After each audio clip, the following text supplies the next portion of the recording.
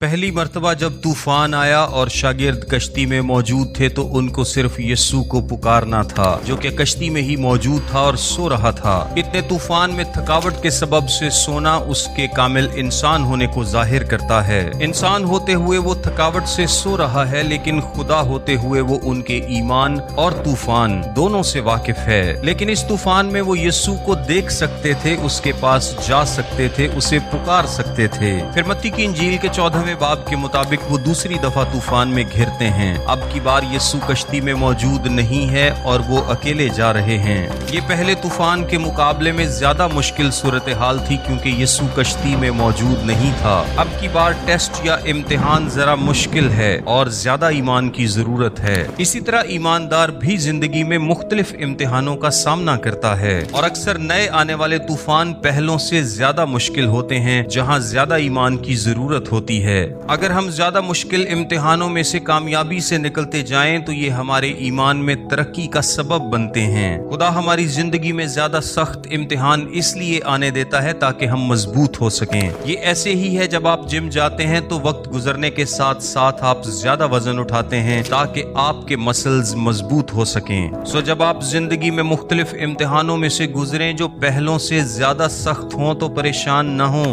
ये आपकी ट्रेनिंग का हिस्सा है। खुदा आपको मजबूत कर रहा है ताकि पतरस के पहले खत के मुताबिक यीशु मसीह के ज़हूर के वक्त आपका ईमान तारीफ और जलाल और इज्जत का बायस ठहरे।